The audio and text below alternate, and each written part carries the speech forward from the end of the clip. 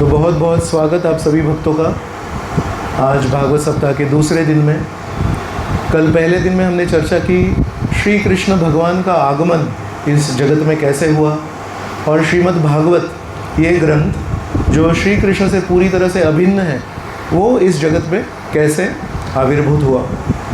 और कल हमने जब कथा कथन कर रहे थे तो उस समय हमने एक बात कही थी कि कैसे एक चोर है इस जगत में जो सारे साधुओं द्वारा पूजित है। साधारण तौर पे चोरों की पूजा चोर करते हैं, लेकिन एकमेव चोर ऐसा है जिसकी पूजा सारे साधु लोग करते हैं। क्यों? वो चोर है, लेकिन उस चोर को प्रार्थना करते हैं हमारे मन में चोरी करने की जो भावना है उसको भी आप चोरी कर लो। तो ये एक ही चोर है ऐसे, वो है श्री कृष्ण, और इनके बारे में आज हम आगे चर्चा करेंगे। तो श्री कृष्ण जब इस जगत में आते हैं तो ऐसा कहते हैं उसके 4 उद्देश्य हैं। एक उद्देश्य है जो लोग भव सागर में गिरे हुए हैं उनको उठाना है श्री कृष्ण को, और अपने प्रेम सागर में डुबोना है उनको। डूबना तो है, लेकिन इस खारे पानी के सागर में नहीं डूबना है, प्रेम सागर के मीठे पानी में डूबना है। दूसरा भगवान का उद्देश्य है कि पतित लोग हैं, जो बुरे वृत्ति के लोग हैं, असुर लोग हैं, उनको ख़त्म करना है। परित्राणाय साधूनां विनाशाय च दुष्कृतां। तो कृष्ण भगवान के पहले भी जो अवतार हुए हैं उन्होंने भी विनाशाय च दुष्कृतम किया है। राम जी ने रावण को मारा है, लेकिन श्री कृष्ण भगवान जब किसी असुर को मारते हैं तो उस असुर का भी भला करते हैं। कैसे भला करते हैं? उसको जब मारते हैं तो उसको मुक्ति दे देते हैं। तो जैसे कोई व्यक्ति होता है अपने जीवन का इंश्योरेंस करता है ना, वो तो इंश्योरेंस मतलब मरने के बाद में कुछ अच्छा हो जाए। तो वैसे असुर को सबसे बड़ा इंश्योरेंस क्या मिलता है? जब कृष्ण उसको मारते हैं तो केवल उसकी जो बुराई है वो रुकती नहीं है, उसकी बुराई पूरी तरह से साफ़ हो जाती है, और बुराई करने का उसको फिर से एक बार चांस भी नहीं मिलता, वो वैकुंठ चला जाता है, उसको मुक्ति मिल जाती है।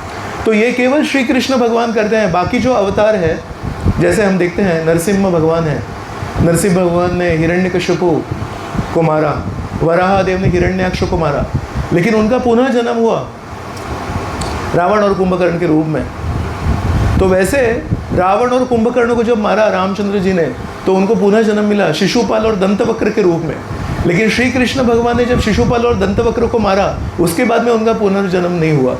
तो इसलिए दूसरा जो उद्देश्य है वो है कि बुरे लोगों को इस तरह से मारते हैं कि केवल वो मरते नहीं हैं, लेकिन उनकी जो बुराई है वो भी पूरी तरह से ख़त्म हो जाती है। तीसरा उद्देश्य है वो इस दुनिया से जाने के उपरांत जो लोग इस जगत में आएंगे उनको एक दूसरे से चर्चा करने की हमेशा आदत होती है। अरे यहाँ क्या हुआ, वहाँ क्या हुआ। तो चर्चा करने के लिए सबसे अच्छा विषय क्या है? श्री कृष्ण की लीलाएं।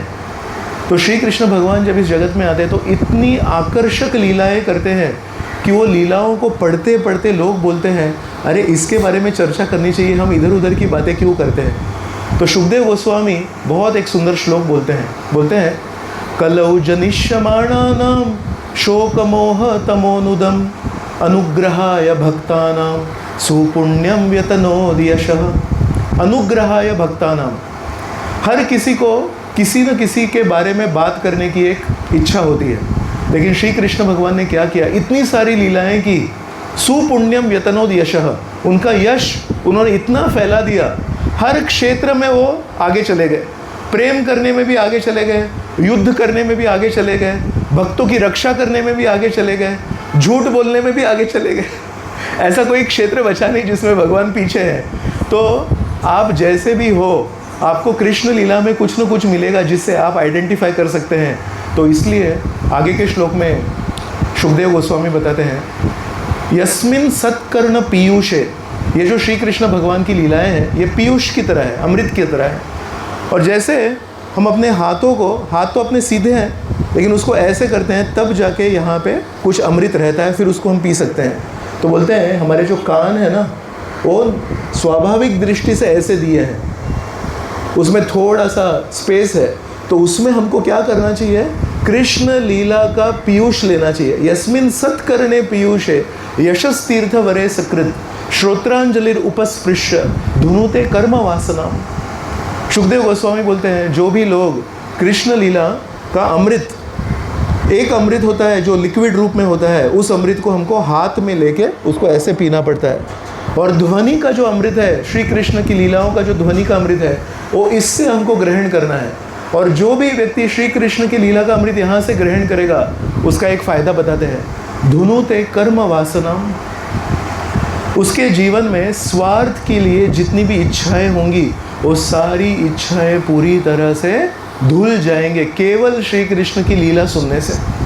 तो तीसरा जो उद्देश्य है श्री कृष्ण भगवान का यहाँ पे आने का, वो है अपनी लीलाओं को सबके सामने प्रदर्शित करना।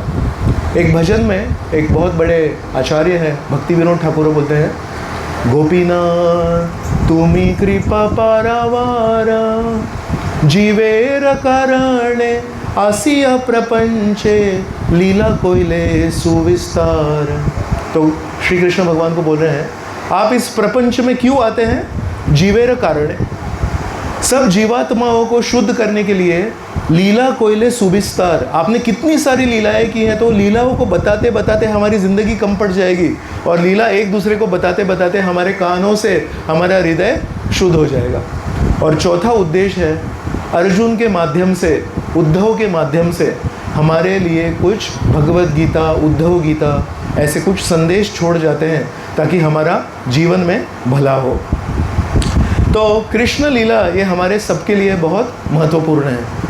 आध्यात्मिक जगत में जब कृष्ण है, गोलोक वृंदावन में जब कृष्ण है, वैकुंठ में कृष्ण है, वहाँ उनकी शाश्वत उम्र है 16 वर्ष, मतलब किशोर वयीन है। अगर हमने भगवत गीता का कवर पेज देखा है तो वहाँ पे हम देखते हैं कृष्ण अर्जुन का रथ चला रहे हैं और कृष्ण और अर्जुन ये एक ही उम्र के हैं, ज़्यादा उनमें अंतर नहीं है। लेकिन उसको अगर चित्र को हम अच्छे से देखेंगे तो हम देखेंगे अर्जुन की बहुत बड़ी मूछें हैं। लेकिन क्या आपने किसी चित्र में देखा है कि कृष्ण की मूछें हैं? चैट जीपीटी में भी अगर आप डालेंगे तो उसमें भी मूछ नहीं होती है। इसका मतलब है श्री कृष्ण भगवान को कभी मूछ आती ही नहीं है। तो कृष्ण भगवान की उम्र कितनी है? जब बचपन से, कल हमने चर्चा की, भगवान देवकी और वसुदेव के सामने कौन से रूप में आए? चतुर्भुज नारायण के रूप में आए। और जब हम लोग जा रहे थे प्रोग्राम के बाद में, तो यहाँ पे एक भक्त बैठे थे, वो मुझे बोलते हैं आप जब वर्णन कर रहे थे चतुर्भुज रूप का, कैसे किरीट था, श्रीवत्स था, कौस्तुभमणि था, तो बोलते हैं उसी समय बालाजी भी दर्शन दे रहे थे। तो बोल रहे थे मेरा सुन रहे थे और वहाँ देख रहे थे।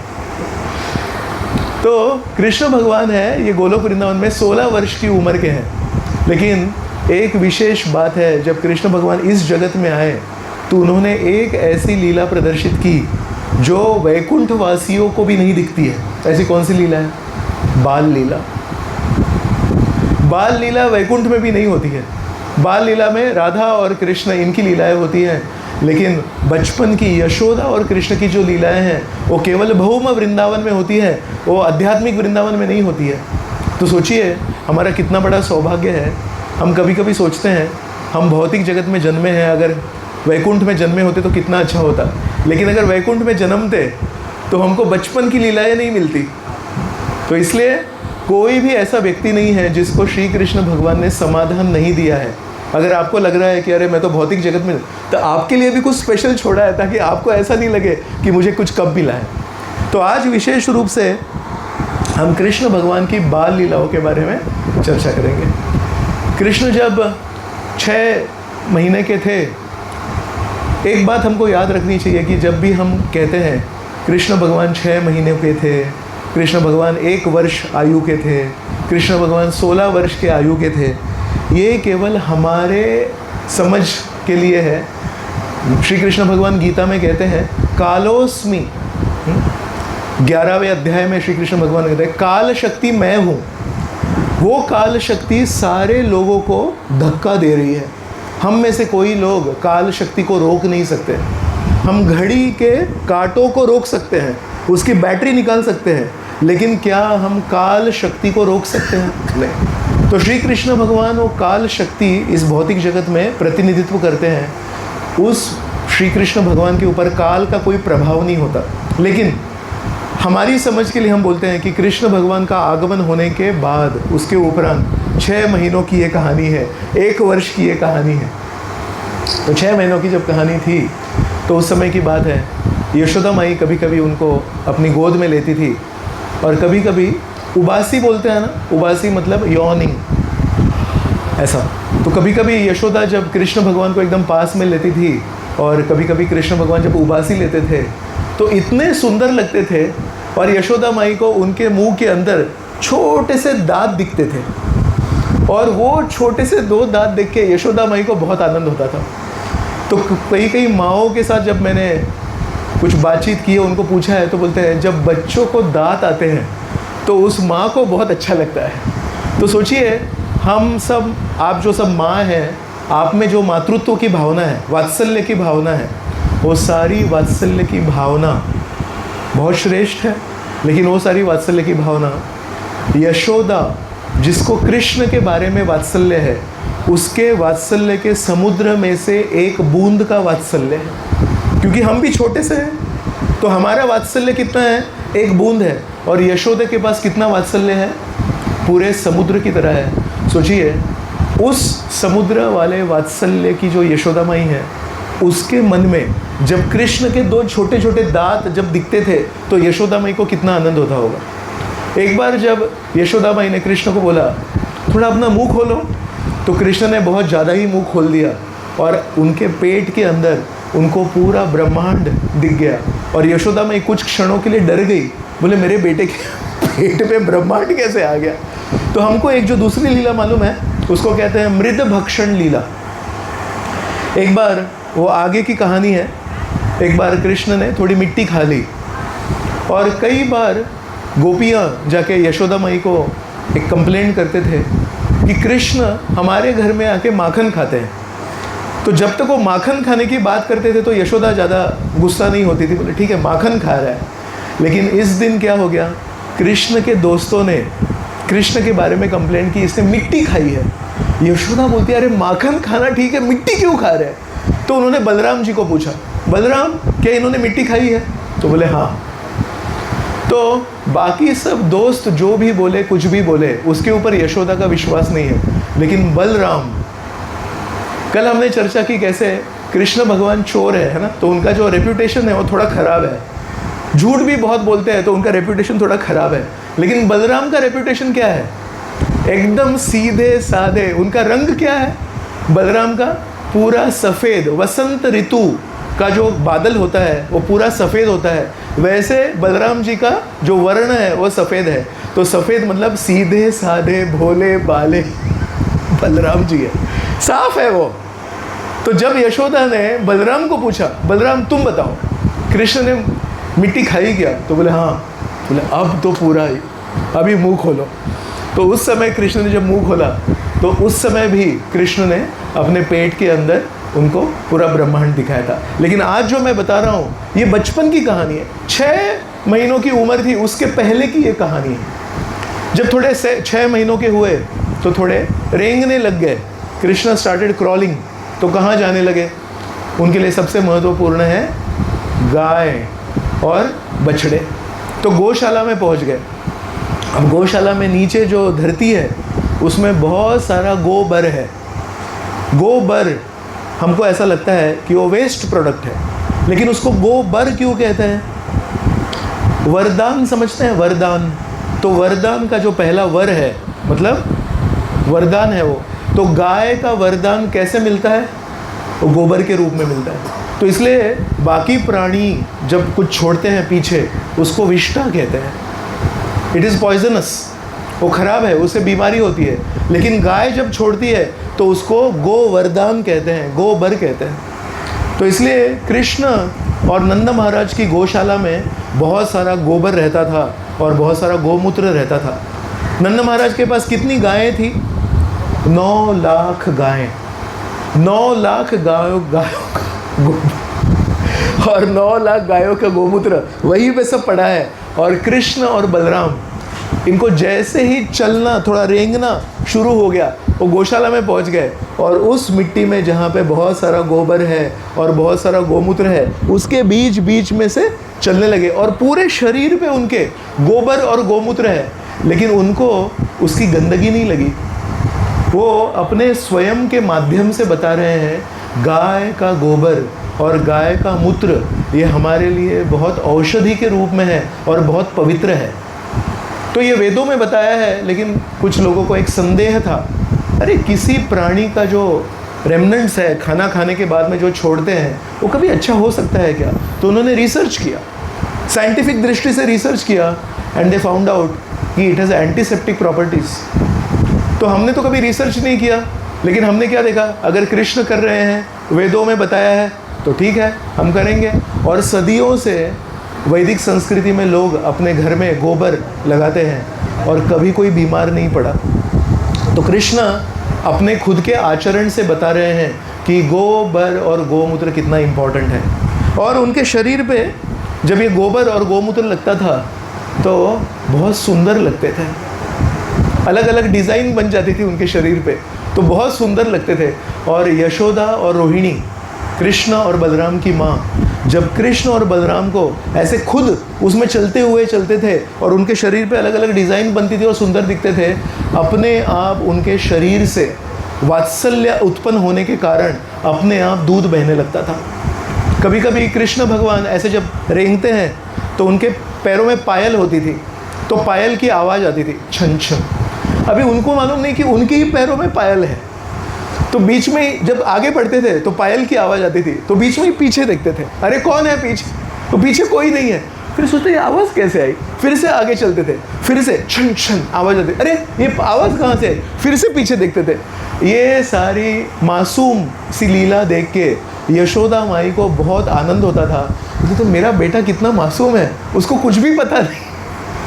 कभी कभी कोई दूसरे लोग आ जाते थे वहाँ पे, तो यशोदा का बेटा और रोहिणी का बेटा ऐसे चलते थे, तो उनकी हाइट कितनी है, वो रेंग रहे हैं ना, तो 2 हाथ और 2 पैरों के बल पे है, तो उनकी हाइट है इतनी सी, तो उनकी नज़र कहाँ जाती है, केवल पैरों पे जाती है। तो समझो कोई और गोपी आ गई वहाँ पे, उनके भी पैरों में पायल है, तो उनको लगता था ये मेरी माँ आ गई, तो वो गोपी अपना कुछ काम कर रही है, तो ऐसे आगे जा रही है, तो कृष्ण और बलराम उस व्यक्ति के पैरों के निशान देख के उनके पीछे पीछे जाते थे। उनके मन में ये मेरी माँ है, लेकिन आगे चल के वो तो ध्यान नहीं दे रही है, वो तो गौशाला में अपनी सेवा करने के लिए आई है। तो कुछ समय बाद देखते थे ये मेरी माँ मेरे तरफ देख क्यों नहीं रही है, और ऐसे एकदम पूरा गर्दन को पूरा स्ट्रेच करके ऐसे ऐसे ऊपर देखते थे, अरे ये तो मेरी माँ नहीं है, चलो पीछे, मैं किसके पीछे आ गया। कभी कभी ऐसा होता है ना, बच्चे किसी अनजाने व्यक्ति के पीछे चले जाते हैं और बाद में समझ में आता है तो वापस आते हैं, तो वापस भागे भागे ओरिजिनल पोजीशन पे आते थे और अपनी माँ को ढूंढते थे। तो इमीडिएटली उनका वो डर देख के यशोदा और रोहिणी इमीडिएटली वहाँ पे आ जाते थे और उनको पकड़ लेते थे और फिर वो खुश हो जाते थे। तो जो कृष्ण सबको शक्ति देते हैं, भगवद गीता में एक श्लोक में श्री कृष्ण बोलते हैं, गतिर भरता प्रभु साक्षी निवासः शरणम सुहृत। अपने बारे में बोल रहे हैं, मैं सारे मनुष्यों की गति हूँ, मैं भरता हूँ, मैं सबको खाना कौन खिलाता है, मैं खिलाता हूँ। प्रभु मैं मालिक हूँ, मैं साक्षी हूँ, मैं निवास हूँ, मैं शरण हूँ, मैं सुहृत हूँ, मैं सबसे अच्छा मित्र मैं हूँ। सोचो, कृष्ण पूरे जगत के मित्र है, कृष्ण सारे जगत के शक्तिदाता है, लेकिन वो कृष्ण आज ऐसी लीलाएं कर रहे हैं कि उनको समझ में भी नहीं आ रहा है कि पायल किसकी है, उनको समझ में नहीं आ रहा है कि ये मेरी माँ नहीं कोई दूसरी गोपी है। और ऐसे भावना में जब यशोदा और रोहिणी उनको जब उठा लेते थे तो यशोदा और रोहिणी को बहुत आनंद आता था।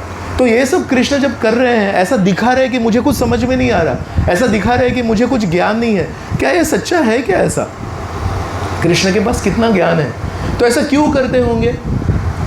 कृष्ण के बारे में अगर हम बोलेंगे तो एक उनके बारे में एक शब्द, एक वर्ड है, ये इंग्लिश डिक्शनरी में आपको नहीं मिलेगा, ये मैं बना रहा हूँ। Krishna can be described as reciprocator. Reciprocator मतलब ही is very expert at reciprocating. आप उनके साथ अगर बोलो मैं आपका दास हूँ, आप मेरे स्वामी हैं, तो आपके स्वामी बन जाएंगे। अगर आप कृष्ण को बोलो आप मेरे दोस्त हैं, मैं आपका दोस्त हूँ, एकदम अच्छे दोस्त बन जाएंगे। अगर आप कृष्ण को बोलो आप मेरे पिताजी हैं, मैं आपका बेटा हूँ, तो आपके साथ पिताजी बन जाएंगे। अगर आप कृष्ण को बोलो आप मेरे बेटे हैं, मैं आपका पिताजी हूँ, तो बोले ठीक है मैं पिताजी। जो भी आप उनके साथ रिश्ता रखेंगे वो सारे रिश्ते रखने के लिए तैयार हैं। किस हद तक? अगर कोई व्यक्ति कृष्ण को बोले मैं आपकी प्रेयसी हूँ, I am your lover, Krishna ने वो भी रोल हमको दिया है। इतनी सारी गोपिकाएँ थी, not all came from the spiritual world. बहुत सारी जो गोपी थी वो श्रुतिचारी गोपीज थी। बहुत सारी गोपियाँ थी वो दंडकारण्य में जब रामचंद्र सीता देवी के साथ निकले थे तो बहुत सारे ऋषि मुनियों ने जब रामचंद्र जी को देखा, रामचंद्र जी बहुत सुंदर थे, तो उनको रामचंद्र जी के प्रति आकर्षण हुआ। तो रामचंद्र जी को बोले क्या हम आपके साथ कभी कोई भी स्थान में, परिस्थिति में क्या हम विवाह कर सकते हैं? तो बोले इस जन्म में नहीं कर सकते, इस जन्म में हमने एक पत्नी व्रत लिया है, लेकिन अगली बार मैं जब कृष्ण बन के आऊँगा तो आप कर सकते हैं। तो इसलिए कृष्ण हमारी इच्छा के अनुसार हमको प्रतिसाद देने के लिए तैयार है। तो इन्होंने देखा यशोदा और रोहिणी मेरे साथ एक माँ की भावना में है। माँ को क्या अच्छा लगता है? जब बेटा माँ के ऊपर निर्भर हो वो माँ को अच्छा लगता है। अगर बेटे ने माँ को बोला मैं तुम्हारी देखभाल करूँगा, तुमको मेरे लिए कुछ नहीं करना है, तो माँ बोलेगी फिर क्या फ़ायदा हुआ। बेटा कितना भी बड़ा हो गया, माँ को क्या लगता है मैं तुम्हारे लिए खाना बनाऊँगी, मैं तुम्हारे लिए केयर करूँगी। तो कृष्ण को मालूम है माँ का मूड कैसा होता है और माँ के मूड को फ़ैन कैसा करना है। जैसे ये जोत है ना, इसको आप हवा देंगे तो और बढ़ेगी, तो वैसे यशोदा के मन में जो वात्सल्य की भावना है उसको और कैसे बढ़ाना है ये कृष्ण को मालूम है। तो कृष्ण इज़ प्रिटेंडिंग, कृष्ण ऐसा बता रहे हैं कि अरे मुझे कुछ मालूम नहीं, आप मुझे लेंगे तो अच्छा है। और जब यशोदा और रोहिणी जब कृष्ण और बलराम को पास में लेते थे तो हर बार, क्योंकि कृष्ण एकदम साधारण व्यक्ति की तरह उनके साथ बर्ताव करते थे, हर बार यशोदा और रोहिणी उनको जब उठाते थे तो उनके हाथ वगैरह देखते थे, ठीक है ना सब, इज ही सेफ। सोचो कृष्ण ऐसा उनको बता रहे हैं कि आप मेरा केयर कर रहे हैं, आप है इसलिए मैं सेफ हूँ। जो व्यक्ति पूरे जगत को चला रहे हैं, जिनके कल हमने चर्चा की है, जब भूमि देवी गई तो ब्रह्मा जी को तो दर्शन भी नहीं मिला, सारे देवताओं को दर्शन भी नहीं मिला, और केवल ब्रह्मा जी के हृदय में संदेश आया। वो व्यक्ति यशोदा को बता रहे हैं आपके ऊपर मैं निर्भर हूँ। तो एक श्लोक में सुखदेव गोस्वामी कहते हैं यथा कालम यथा बलम। यशोदा और रोहिणी कैसे केयर करते थे उनके लिए, ऐसा नहीं कि सिर्फ खाना खिलाते थे, उनको डिसिप्लिन भी करते थे। एक माँ का कर्तव्य है कि केवल बेटे को खाना नहीं खिलाना है, उसको अच्छे वस्त्र नहीं पहनाने हैं, उसको नींद में सुलाना नहीं है, लेकिन उसको सही समय पे खाना खिलाना है, वो सही समय पे खेलना चाहिए, सही समय पे सोना चाहिए, सही समय पे उठना चाहिए। तो यशोदा और रोहिणी ये मत समझना कि केवल उसको खाना खिलाते थे और उसको प्रोटेक्ट करते थे। यशोदा और रोहिणी एक अच्छी माँ की तरह उनको डिसिप्लिन भी करते थे। उनको सही समय पे खाना खाना पड़ता था, उनको सही समय पे सोना पड़ता था, उनको सही समय पे सुबह उठना भी पड़ता था। इसको कहते हैं वात्सल्य। वात्सल्य मतलब ये नहीं कि केवल अपने बच्चों को आप उनकी जो भी इच्छा है वो दो and you spoil the child. नहीं, वात्सल्य मतलब उनको अच्छा एक व्यक्ति बनाना है, और यशोदा और रोहिणी अपने बच्चों को अच्छा व्यक्ति भी बनाते थे। एक बार जब छोटा सा बच्चा था कृष्ण, तो सारे गोपियाँ वहाँ पे सामने खड़े हैं। तो गोपियाँ बोल रहे हैं आपका चेहरा कहाँ है? तो कृष्ण ने बोला ऐसे। फिर बोला आपका नाक कहाँ है? तो बोला ऐसे। आंखें कहाँ हैं? ऐसे। आपके बाल कहाँ हैं? ऐसे। आपके दांत कहाँ हैं? बोले मेरे दांत आए नहीं अभी तक। उस समय कृष्ण के दांत नहीं आए थे, तो इतने इनोसेंटली बोलते थे मेरे दांत नहीं आए, तो वो देख के ये लोग बहुत खुश हो जाते थे। एक बार उनके दादाजी आए थे, कृष्ण के दादाजी, तो उन्होंने पूछा आपकी माँ पिताजी कहाँ हैं? तो वहाँ पे बहुत सारे लोग खड़े थे। कृष्ण ने बराबर अपनी माँ के तरफ हाथ किया और पिताजी की तरफ हाथ किया। ये जब हाथ किया तो यशोदा और नंद महाराज को इतना आनंद दिया। जब छोटे बच्चे होते हैं और कोई पूछता है माता पिता कहाँ हैं, और जब माता पिता को बच्चे हाथ दिखाते तो माता पिता को बहुत अच्छा लगता है। ये छोटा सा बच्चा है लेकिन ये मुझे पहचानता है। तो कृष्ण ने भी नंद महाराज और यशोदा माई को ये माता पिता को पहचानने का आनंद दिया। फिर एक बार बोला कि अच्छा कृष्ण ये बताओ कि ये नंद और माता पिता कहाँ है, तो ये बताया। वो बोला ये कौन है, ये और ये कौन है, अलग दूसरे दिन। तो उस दिन श्री कृष्ण भगवान ने संस्कृत भाषा के नियम पूरे बदल दिए और उन्होंने क्या किया, दो शब्दों को उन्होंने एक साथ कर दिया। यशोदा कौन है, माता, और नंद महाराज कौन है, तात। संस्कृत भाषा में पिताजी को कहते हैं तात। सो माता और तात। और जब उनको पूछा ये कौन है और ये कौन है, कृष्ण भगवान ने संस्कृत भाषा के नियम पूरे बदल दिए और ये दोनों शब्दों को एक साथ कर दिया और बोले मात। मात क्यों बोला, क्योंकि कृष्ण इतने सेंसिटिव है। कृष्ण सोच रहे हैं पहले अगर मैं बोलूँ माता तो पिताजी को लगेगा मैं इम्पोर्टेंट नहीं हूँ क्या, और पहले अगर मैंने बोला तात तो माता को लगेगा मैं इम्पोर्टेंट नहीं हूँ क्या। तो कृष्णा इतने सेंसिटिव हैं बचपन से, वो दोनों को इक्वल इम्पोर्टेंस देने के लिए उन्होंने एक नया वर्ड इंट्रोड्यूस किया उस दिन, मात। एक बार कृष्ण सारी गोपियों के पास गए और बोले मुझे घना माखन चाहिए। बोले घना माखन क्या होता है, कंडेंस्ड बटर। तो I can give you butter, but ये घना माखन क्या है, कंडेंस्ड बटर क्या है। तो बोले मुझे घना माखन चाहिए। बोले क्या दही चाहिए क्या तुमको, नहीं मुझे घना माखन चाहिए। तो क्या चाहिए, वो देखो ऊपर ऊपर चांद था।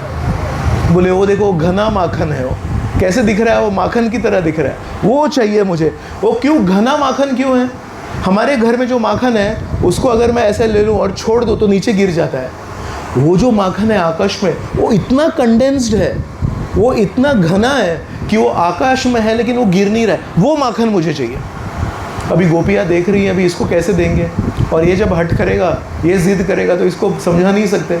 तो गोपियों ने कहा अरे बेटा वो ना माखन नहीं है, वो एक राजहंस है, वो आकाश में से चलते रहता है। तो कृष्ण बोले ठीक है मुझे घना माखन नहीं चाहिए, मुझे वो राजहंस चाहिए, मैं उसके साथ खेलूँगा। तो अभी दूसरी गोपियाँ बोल रही है अभी तो फंस गए, राजहंस कहाँ से जाएंगे। तो बोले अच्छा सुनो, वो राजहंस भी नहीं है, वो एक बहुत बड़ा एक बॉल की तरह है, सफ़ेद रंग का एक बॉल है। तो कृष्ण बोले ठीक है वो राजहंस नहीं है तो बॉल है ना, मुझे बॉल चाहिए, जो भी है मुझे चाहिए, मैं उसके साथ खेलूँगा। फिर अब क्या करेंगे, ये तो चलते जाएगा। तो यशोदा ने उसको अपने पास बुला लिया।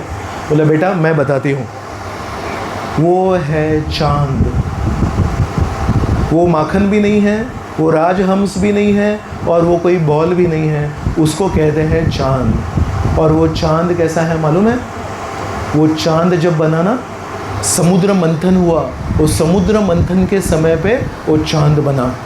अच्छा समुद्र मंथन मतलब जैसे गोपियाँ मंथन करती है वैसा मंथन। बोला हाँ वैसा मंथन। अच्छा कौन सा समुद्र था वो, तो बोले क्षीर सागर। अच्छा क्षीर सागर मतलब दूध का सागर, हाँ दूध का सागर। अच्छा तो कितनी गाय लगी दूध का सागर बनाने के लिए, गाय कितनी लगी। तो इन्होंने बोला वो दूध का सागर बनाने के लिए गाय नहीं लगी। बोला ऐसे कैसे गाय नहीं लगी। तो बोले जो व्यक्ति गाय को शक्ति देता है दूध देने के लिए, वही व्यक्ति बिना गाय का भी दूध का सागर बना सकता है। अच्छा कौन है वो व्यक्ति, तो यशोदा ने बोला उनको कहते हैं भगवान। अच्छा तो मुझे भगवान चाहिए। तो बोले वो भगवान ना सब जगह पे है लेकिन मैं आपको दिखा नहीं सकती हो। बोले ठीक है। अच्छा वो मंथन में क्या हुआ आगे, तो बोले देवता और असुर ये दोनों मिल गए और क्षीर सागर को मंथन किया, और उसमें से सबसे पहली जो चीज़ निकली वो थी हलाहल विष। ये विष क्या होता है, बोला अभी ये इसके इतने सारे सवालों का जवाब कैसे देंगे। बोले विष ऐसी चीज़ है जो वहाँ से निकली और वो अच्छी नहीं थी। मुझे मालूम है आपने एक बार बताया था सांपों के पास में विष होता है, वही विष है क्या। बोले हाँ, लेकिन वो समुद्र मंथन में से कैसे निकला, वो तो सांपों के पास होता है। रुक रुक रुक मैं बताती हूँ सब तुझे। फिर उन्होंने बताया उस समय जो विष निकला उसको महादेव शंकर ने प्राशन कर लिया। और जब महादेव शंकर उसको प्राशन कर रहे थे तो कुछ बूंदें वहाँ से नीचे गिर गई।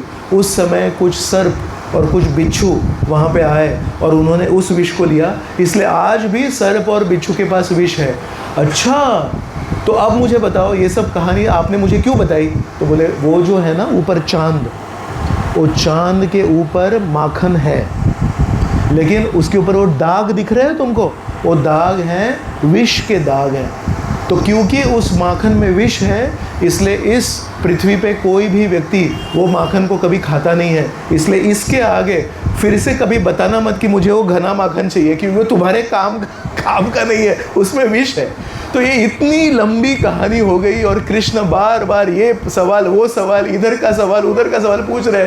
करते करते करते यशोदा माई भी उनके सवालों के जवाब देते देते देर हो गई, रात हो गई, और कृष्ण वो बातों को सुनते सुनते सो गए। तो उस दिन उन्होंने खाना नहीं खाया कुछ। तो यशोदा भी सोच रही है, अरे इसको तो मैंने कुछ खाना ही नहीं खिलाया, और ऐसे ही सो गया। अगले दिन सुबह जल्दी से यशोदा माई उनके लिए कुछ माखन और कुछ खाने के लिए कुछ मिठाई वगैरह लेके आई।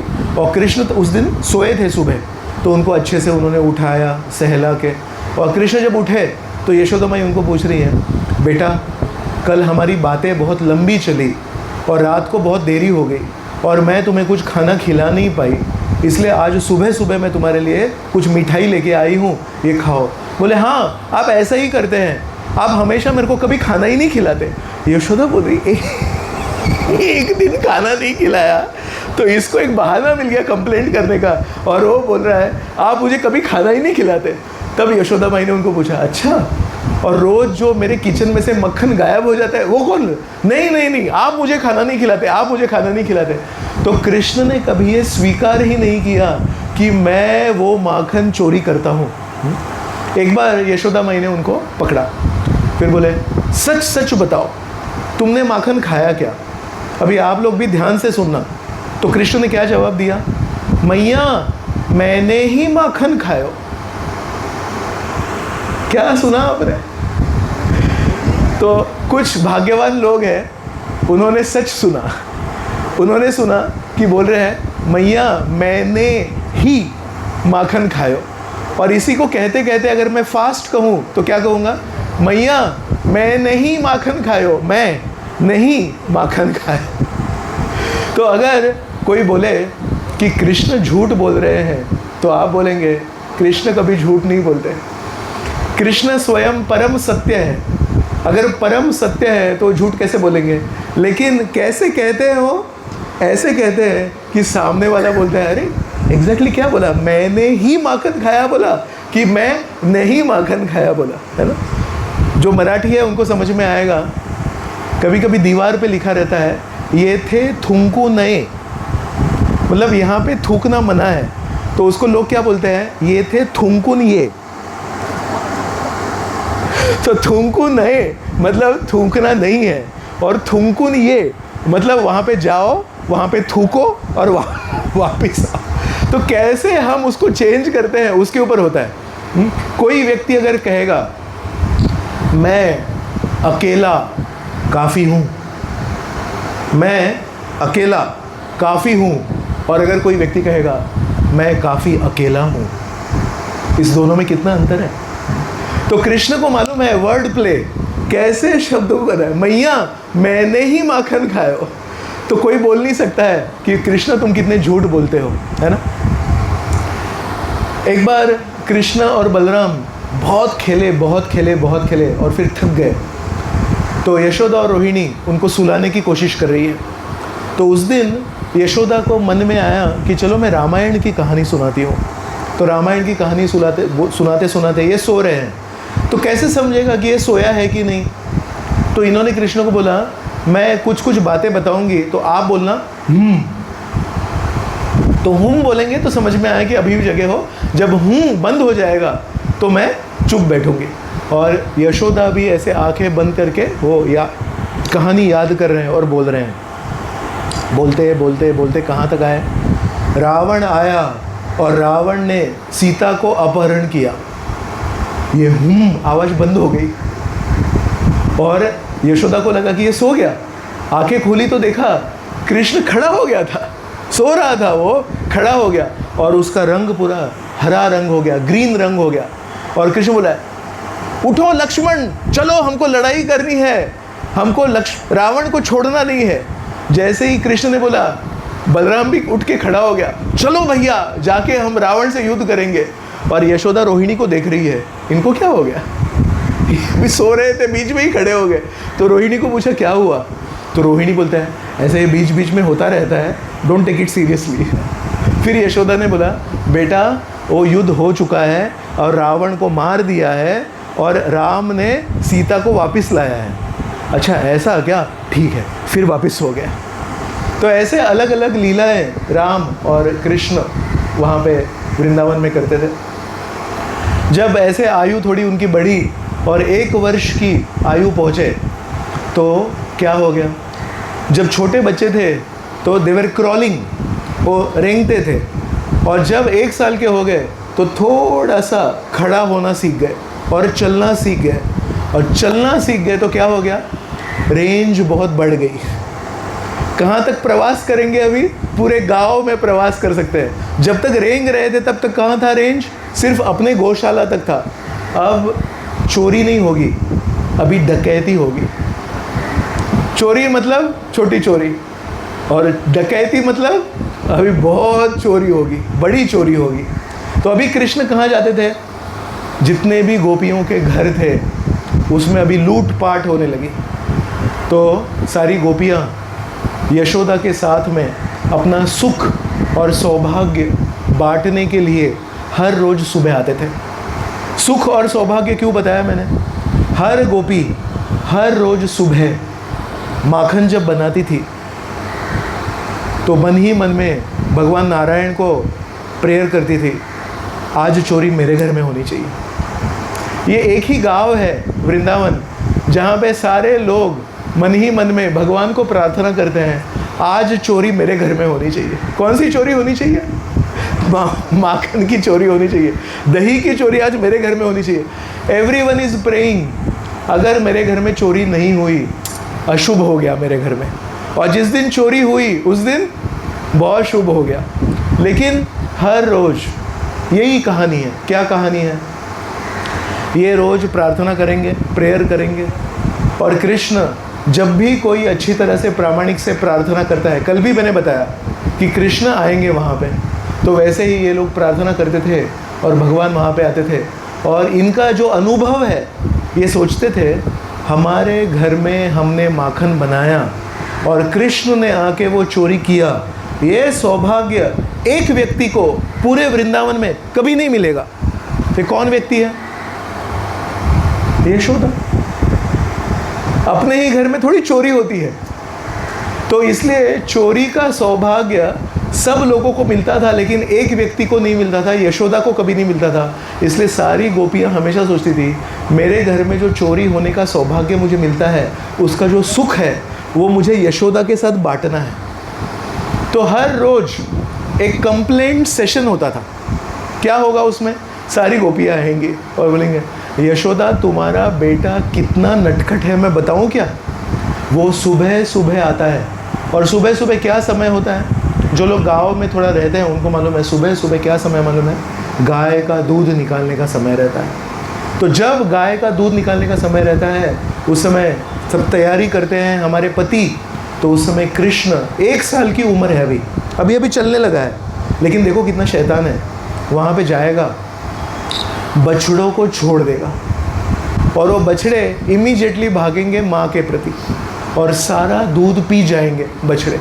अगर बछड़े सारा दूध पी गए तो ये क्या निकालेंगे, और ये दूध नहीं निकालेंगे तो उसको बेचेंगे कैसे, और दही क्या बनाएंगे, माखन क्या बनाएंगे। तो इनका पूरा जीवन उसी के ऊपर चल रहा है। तो बोले तुम्हारा बेटा बछड़ों को छोड़ देता है। जब बछड़े को जाते हुए देखते हैं पति, सोचते हैं अरे ये बछड़े किसने छोड़ दिया, ये बछड़े कैसे जा रहे हैं गाय के पास में। तो वहाँ पे पूरा सब गड़बड़ हो जाता था, और वो जब गड़बड़ होता था तो सारे लोग उधर भागते थे, अरे बछड़ों को सेपरेट करो, बछड़ों को सेपरेट करो। आप में से किसी ने कोई गाय या बछड़े का केयर कभी किया है बचपन में वगैरह। मैंने एक ऐसे व्यक्ति को पूछा जिसके पास बहुत सारी गाय थी, उसको मैंने पूछा अगर बछड़ों ने गाय का पूरा दूध पी लिया तो क्या प्रॉब्लम है उसमें? तुम बताए उसने क्या कहा? उसने कहा बछड़े ने अगर गाय का पूरा दूध पी लिया वो बछड़े के लिए अच्छा नहीं है। बछड़े में उतनी कैपेसिटी नहीं होती है गाय का दूध पीने की। तो इसलिए गाय के 4 थन होते हैं, उसमें 2 थन होते हैं अपने बछड़े के लिए और 2 थन होते हैं मनुष्य के लिए। इसलिए 2 थन है ना, तो उसे दूध निकालते हैं, तो 2 थन का बोलते बोलते हो गया दोहन। तो हिंदी भाषा में जब दूध निकालते हैं उसको बोलते हैं दोहन करना। जैसे नंदगांव में जाएंगे आप तो वहाँ पे दोहानी कुंड है। दोहानी कुंड मतलब वहाँ पे सब गाय का दूध निकालते थे। तो दोहन क्रिया क्यों बोलते हैं? 2 थन बछड़े के और 2 थन मनुष्य के लिए।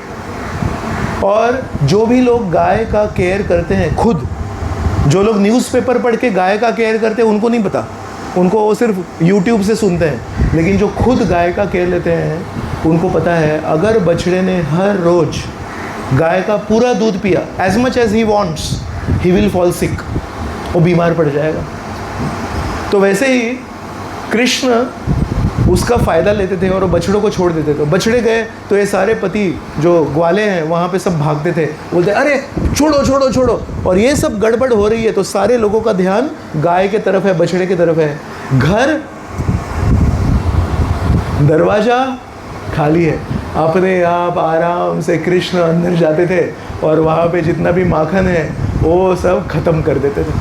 समझो गलती से उस दिन माखन वहाँ पे ख़त्म हो गया है। तो ये लोग जब अंदर आते थे, बछड़ों को सेपरेट करते, अभी अंदर आए तो देखते थे अरे तू अंदर क्या कर रहा है, तू अंदर कब आया? तो बोलते थे आज मुझे माखन नहीं मिला है, अगर कल मुझे माखन नहीं मिला मैं तुम्हारे घर को जला दूंगा और देखना पूरा लूटपाट करूंगा। और ये गोपियाँ बोल रही है 1 साल का बच्चा है 1 साल का बच्चा कह रहा है कि मैं पूरे घर को जला दूंगा। तो कितना नटखट है ये, ऐसे धमकी देता है क्या कोई? और फिर जाते जाते कुछ प्रूफ देना चाहिए ना कि मैं भी नुकसान कर सकता हूँ। तो बोलते हैं हमारे छोटे छोटे बच्चे वहाँ पे सोते हैं ना, उनको जाके नाखून है ना, इसके नाखून से उनको स्क्रैच करता है और वो बच्चे बेचारे हमारे रोने लग जाते हैं और हम उसको बोलते हैं रुक शैतान कहीं का, कहाँ जा रहा है? तो ऐसे मुड़ेगा और एकदम मीठी सी स्माइल हमको देगा और जैसे ही वो हमको मीठी स्माइल देगा हमारा सब जो गुस्सा ऐसे ऊपर आ रहा है वो सब उधर ही शांत हो जाएगा और हमारे आँखों के सामने से हमारे घर में चोरी करके ये चोर हमारे सामने से निकल जाएगा और हम कुछ कर नहीं पाएंगे। तो यशोदा ने ये सब सुना तो यशोदा बोल रही है आप इतना सारा कंप्लेंट कर रहे हैं तो क्यों नहीं आप उसको खुद ही दे देते हैं? आप खुद he does not have to steal, चोरी करने की क्या ज़रूरत है? आप अभी मेरे कृष्ण को बुलाओ और बोलो कृष्णा कल सुबह आप मेरे घर पे आओ, मैं आपके लिए माखन रखूँगी। तो क्या बोलते हैं अरे तुमको बात समझ में ही नहीं आई, तुम उसको अच्छे से खिलाती हो, उसका पेट हमेशा भरा रहता है। ये जो हमारे घर में आके करता है ना वो भूख के लिए नहीं करता है, बुरी आदत है, वो चोर है। कोई कोई चोर जो होते हैं ना वो पेट भरने के लिए चोरी करते हैं, है कि नहीं, इस दुनिया के चोर। और कोई चोर चोरी क्यों करते हैं? आदत से मजबूर है। तो ये जो कृष्ण है ये उसको खाना है, उसको भूख लगी है इसलिए चोरी नहीं कर रहा है, वो आदत से मजबूर है, उसको बुरी आदत लगी है चोरी करने की इसलिए। तो तुम उसको अच्छे से खाना खिलाती हो, हमको मालूम है वो पेट भरने के लिए चोरी नहीं कर रहा है, वो हमको तकलीफ़ देने के लिए चोरी कर रहा है। तो यशोदा सोच रही है ऐसा है क्या? और क्या करता है? तो बोलते हैं कभी कभी हम क्या करते हैं उस दही और माखन को ऊपर लटकाते हैं। तो ये देखता है कि अच्छा इन्होंने छुपा दिया, ऊपर लटकाया है, तो बहुत सारी कुर्सियों को एक के ऊपर एक रखेगा या फिर अपने दोस्तों को बुलाएगा और दोस्तों के कंधों के ऊपर चढ़ेगा। और कभी तो उसने क्या किया, एक उखल होता है, उखल मतलब जिसमें हम लोग मसाले वगैरह कूटते हैं, वो उखल लेके आया, इतना भारी रहता है उखल कैसे लेके आया और उस उखल को उसने उल्टा कर दिया और उस उखल के ऊपर चढ़ के उसने ऐसे हाथ को ऊपर कर दिया। और कभी कभी इतना सारा अरेंजमेंट करके भी अगर उसका हाथ वहाँ पे नहीं पहुँच रहा है तो उसके पास उसकी भी टेक्निक है। वो एक कीला लेके आता है और वो कीले को एक लकड़ी को लगाता है और उसमें से सही एकदम ऐसे करता है तो मटका फूटता नहीं है। अगर थोड़ा भी बड़ा रहेगा तो पूरा मटका फूट जाएगा, मटका नहीं फूटता है, उसमें बराबर एक छेद होता है। आप में से किसी ने प्लास्टिक की थैली को छेद किया है कभी? Very easy. लेकिन मिट्टी के मटके को कभी छेद किया है क्या? मिट्टी के मटके को अगर छेद करेंगे 99% वो पूरा मटका टूट जाता है, छेद नहीं होता है। तो बोलते हैं ये कृष्णा इतना एक्सपर्ट है, वो बराबर इतना सा छेद करता है उसमें, और उतने से छेद में से बराबर वो माखन जो है ऐसे बाहर आता है, और उसको मालूम है कितना वो छेद करना है। कितना छेद करना है? उसके मुंह के साइज के उतना ही छेद होता है। तो ये सब कहाँ सीखा है? तो उतना ही छेद करेगा और उसको भी टुक करके बराबर मारेगा, और उसमें से जैसे यहाँ पे मटका है तो कितना बड़ा छेद करेगा, उसका वो धारा जो है वो उतनी दूर गिरेगी। अगर बहुत बड़ा छेद है तो धारा इधर ही गिरेगी, अगर छोटा छेद है तो धारा ऐसे दूर जाएगी। तो बराबर वो उतना ही छेद करता है कि उतना ही माखन निकलता है, और बराबर मटका उतना ही छेद होता है, और वो धारा बराबर उसके पीछे लाइन में एक एक उसके दोस्त होते हैं, सबको लाइन में खड़ा करते बोले अभी तू मुंह खोल, तो बराबर उसके मुंह में गिरता है। बोले चल तू चल अभी तू। बोले ये सब कहाँ से सीखा है, इसको किसने सिखाया है? तो यशोदा भी सोच रही है कि कृष्ण मेरे घर में जब रहता है तो मिठाई खाता है, और इनके घर में जाता है तो माखन चोरी करके खा रहा है, इसको ये सब किसने सिखाया? तब यशोदा को याद आया, जब ये छोटा बच्चा था तो एक बार यशोदा उसको देख रही थी कि कृष्ण गया कहाँ। तो यशोदा के खुद के घर में एक माखन का मटका रखा था, उसमें से कृष्ण माखन खा रहा था, और उसके बगल में एक खंबा था, घर का खंबा रहता है पिलर, वो पिलर जो था एकदम चमकने वाला था। तो कृष्ण ऐसे खा रहा था, और खाते खाते डर लग रहा है ना, उसको चोरी कर रहा है ना, पकड़ा गया तो पिटाई होगी, तो गलती से ऐसे ऐसे देख रहा था। तो देखा तो उसने वो पिलर में देखा, और पिलर में उसने खुद का रिफ्लेक्शन देखा। अभी छोटे बच्चा है 1 साल का, उसको क्या मालूम रिफ्लेक्शन क्या होता है, उसको क्या मालूम आईना क्या होता है। तो देखा तो वो भी इसको देख रहा था, रिफ्लेक्शन भी उसको देख रहा था। हे तुमको भी दूंगा, बताना मत किसी को, तुमको भी माखन दूंगा, लेकिन तुम किसी को बताना मत। और वो रिफ्लेक्शन है, वो भी वही बात कर रहा है इसके साथ। तो बोले तुम नहीं, मैं तुमको दूंगा। और ये जब बात चल रही है, यशोदा माई उसको दरवाजे से देख रही है। यशोदा माई सोच रहा है ये कितना होशियार है, इसको अभी से मालूम है कि अगर चोरी पकड़ी गई तो थोड़ा रिश्वत देना चाहिए और चोरी से भागना चाहिए। और एक बार कृष्ण ऐसे कहीं घूम रहे थे, तो यशोदा माई उसको ढूंढते ढूंढते कमरे में जाके देखी। उस दिन एक हिंदी में कहावत है, रंगे हाथों पकड़ना। तो रंगे हाथों पकड़ना मतलब जब कोई क्राइम हो रहा है तो उस क्राइम में पकड़ना। तो कृष्ण ने माखन के एक मटके में अपना हाथ डाला था, और वो माखन ऐसे खा रहे थे, और यहाँ पे पूरा माखन लगा था, और हाथ में भी पूरा माखन था। और यशोदा उस समय सामने आ गई, और यशोदा अरे कृष्णा, वो मैं सोच रही थी कि हमारे घर में चोरी कौन करते हैं, तुम चोरी करते हो, तुम्हारे हाथ है मटके में। अभी हाथ मटके में थे, अभी कैसे बोलेंगे कि मैं चोरी नहीं कर रहा हूँ, झूठ कैसे बोलेंगे। तो कृष्ण ने क्या बोला, वो मेरे हाथों में ये जो तुमने गहने डाले हैं ना, तो इसमें अलग अलग गहने हैं, तो ये गहनों की ना मुझे बहुत गर्मी होती है, तो मैं सोच रहा था कि ये गर्मी को कैसे ठंडा करो। तो मुझे किसी ने बताया कि माखन, दही, छाछ ये थोड़ा ठंडा रहता है, तो इसलिए ये हाथों में जो मुझे चुभ रहा है, ये गर्मी जो हो रही है, उसको ठंडा करने के लिए मैं हाथ ठंडा कर रहा था। ये सब तो हाँ, कुछ माखन तो कुछ है, मैं तो हाथ ठंडा करने आया था। यशोदा बोलती है इसको क्या क्या मालूम है, 1 साल की उम्र है, इसको कहाँ कहाँ का कुछ ज्ञान है। और यशोदा ने वात्सल्य रस में कृष्ण को एकदम पास में ले लिया, और उसके हाथों के सारे वो गहने निकाल दिए, और बोले कृष्णा, आज से मैं, अगर तुमको तकलीफ़ हो रही है तो कोई गहने नहीं पहनाऊंगी। और उसको ऐसे चूमने लगी, और कृष्ण ने अपने आप को बचा लिया। तो ऐसे अलग अलग झूठा बोल के कभी बंदरों को, एक बार ये गोपियाँ बोल रही यशोदा माई को, आपको पता है कभी कभी जब हम इतना ऊपर रखते हैं कि उखल से नहीं पहुँचेंगे, कुर्सियों से नहीं पहुँचेंगे, अपने दोस्तों के ऊपर चढ़ के नहीं पहुँचेंगे, उस समय ये क्या करता है मालूम है, इसको बहुत गुस्सा आता है, अरे आज मुझे माखन नहीं मिला। तो हमारे घर में जहाँ पे मंदिर है भगवान का, उस रूम में जाके ये पेशाब कर देता है। बोलता है मैं तुम्हारी पूजा के कमरे को अपवित्र करूँगा अगर मुझे माखन नहीं मिला तो ऐसा ये करता है। किचन में जाएगा और हमारे बर्तन में कुछ मसाले या कुछ धान्य वगैरह जो रखे हैं वो सारे मटके वगैरह तोड़ देगा, सब पूरा तहस नहस कर देगा। और हम लोग कुछ समय बाद जाएंगे, बोलेंगे चलो अभी कुकिंग करेंगे, तो कुकिंग करने के लिए जितना भी सामान था वो सब ज़मीन पे पड़ा है। क्यों? उस दिन हमने इसके लिए जो माखन रखा था वो बहुत ऊपर रखा था। तो इतना गुस्सा है, छोटा सा है लेकिन गुस्सा भी बहुत आता है। तो यशोदा मैं सोचती थी घर में तो एकदम सिंपल सा रहता है ये बाहर जाके जो लोग बोलते हैं इतना चोरी करता है, ये सच है क्या?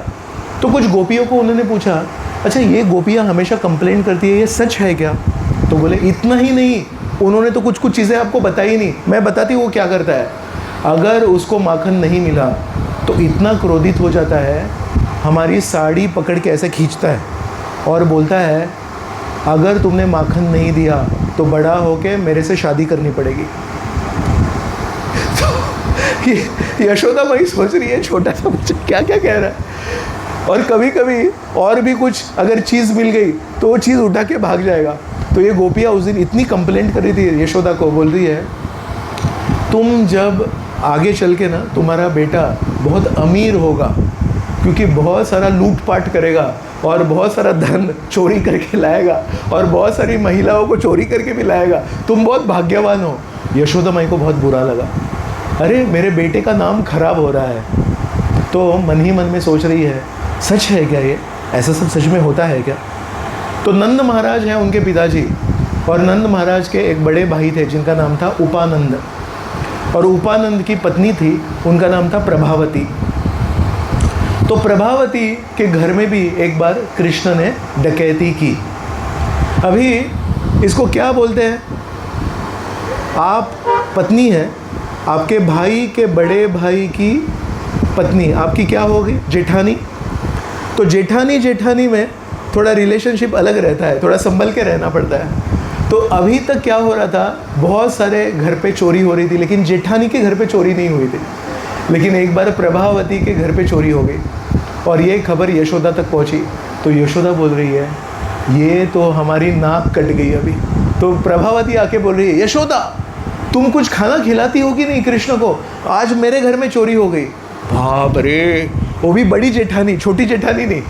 तो बड़ी जेठानी के घर पे अगर चोरी हो गई, वो नाम तो पूरा ख़राब हो गया। तो बोले नहीं, यशोदा ने स्वीकार नहीं किया, वो नहीं चोरी नहीं हुई। फिर से एक बार कृष्ण प्रभावती के घर पे पहुंच गए और चोरी करने लगे। उस दिन प्रभावती ने पकड़ लिया। आज तक किसी ने कृष्ण को पकड़ा नहीं था लेकिन इन्होंने पकड़ लिया। बोले आज मैं तेरी खबर लूँगी, चल यशोदा के पास। तो जाते जाते कृष्ण हाथ में पकड़ा है कृष्ण को, वो अपनी चाची है, उनकी बड़ी चाची है, उनको बोले मैया ऐसा मत करना। तो बोले आज तो तेरी खबर लूँगी मैं, आज तो तुझे नहीं छोड़ूंगी। यशोदा कभी मेरे शब्दों के ऊपर विश्वास नहीं रखती। मैया ऐसा मत करना, आज तो तुझे छोड़। ठीक है। तो जाते जाते नंद भवन पहुँच गए। अभी नंद भवन में नंद महाराज बाहर ही थे। तो नंद महाराज को बाहर देखा कृष्ण ने, बोले अभी तो हालत ख़राब हो गई। तो क्या कर लिया उन्होंने, वहाँ पे कपड़ा पड़ा था, उस कपड़े को अपने चेहरे पे डाल दिया कि नंद महाराज ने देखना नहीं चाहिए कि चोर को पकड़ा है करके, और अंदर गए। अंदर यशोदा थी। तो प्रभावती बोल रही है यशोदा बाहर आओ, आप हमेशा बोलते हैं कि कृष्ण कभी चोरी नहीं करता है, आज मैंने उसको रंगे हाथों पकड़ लिया है, देख आज मैं किसको पकड़ के लाई हूँ।